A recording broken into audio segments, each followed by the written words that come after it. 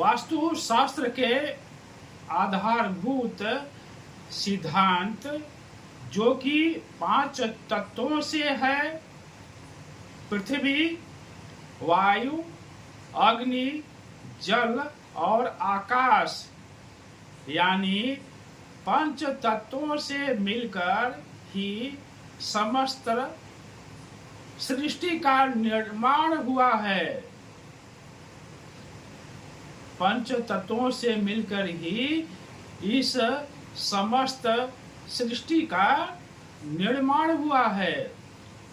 ऋषियों का सारांश यह है कि यथा पिंडे तथा ब्रह्मांडे, अर्थात जिस 5 महाभूतों से संपूर्ण ब्रह्मांड बना हुआ है, उन्हीं से मनुष्य शरीर निर्मित है।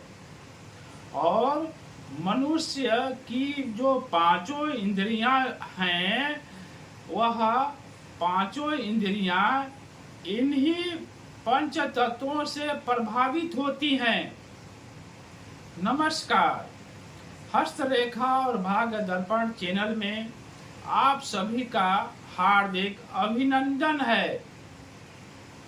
आज के इस वीडियो में वास्तु शास्त्र के मूलभूत सिद्धांत को समझने का प्रयास करते हैं।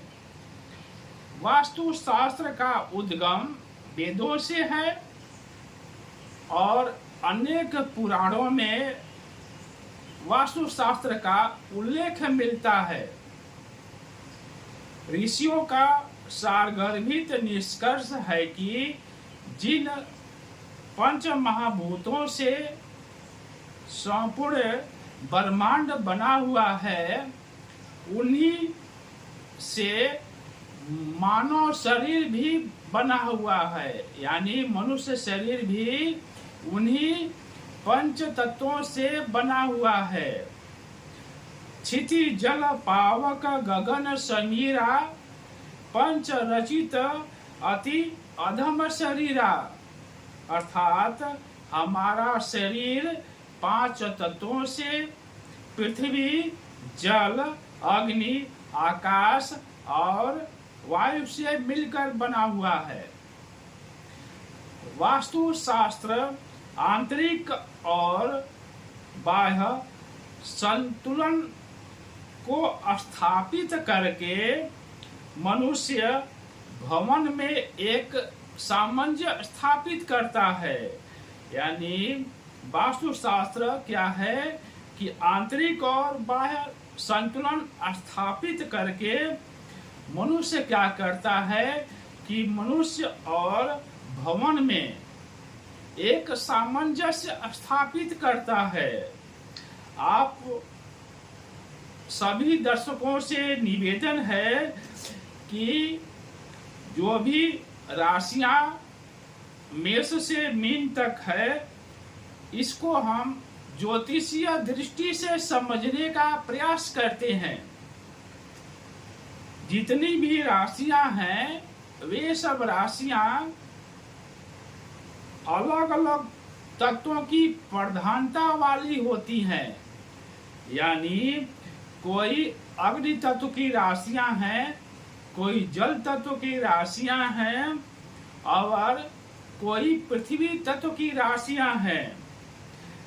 किसी सदस्य की शनि ग्रह की प्रधानता होती है और किसी ग्रह की गुरु ग्रह की प्रधानता होती है। यानी किसी मनुष्य की गुरु ग्रह की प्रधानता होती है, किसी ग्रह की शनि ग्रह की प्रधानता होती है। यानी मनुष्य तो वास्तु शास्त्र के अनुसार एक सामंजस्य स्थापित कर लेता है, लेकिन जो अपने अंदर यानी मनुष्य के अंदर जो उसकी राशियां हैं, जो तत्वों की प्रधानता है, वह स्थापित नहीं कर पाता है। बाहरी आडंबर तो बाहरी भवन के जो भी हैं, उसको तो तत्वों को वह सामंजस्य स्थापित करने की कोशिश करता है, लेकिन जो मनुष्य की अंदर की जो तत्व हैं उसको वह यदि उसको भी वह संतुलित कर ले तो बाह्य और आंतरिक जितने भी तत्व हैं उससे उसको सामंजस्य स्थापित हो जाता है।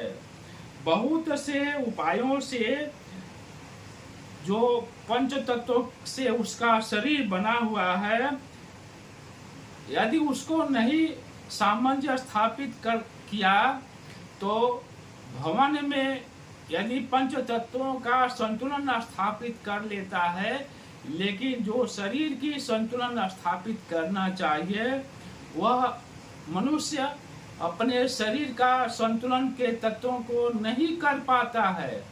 यदि उसको वास्तुशास्त्र के नियमों का पालन करता है तो उसके अंदर जो पंच तत्व हैं उसके अनुसार भी उस मनुष्य को अपने स्वभाव को गुणों को भी उसको स्थापित कर लेना चाहिए। जब तक शरीर के जो पंच तत्व हैं उसको मनुष्य यदि सामंजस्य स्थापित नहीं करता है, केवल अपने भवन का सामंजस्य स्थापित करता है, तो इससे काम नहीं चलने को है। मनुष्य को अपने और भवन के दोनों का भी सामंजस्य स्थापित करना चाहिए, तभी जाकर के बाह्य और आंतरिक संतुलन स्थापित हो सकता है। आप सभी दर्शकों को बहुत बहुत धन्यवाद।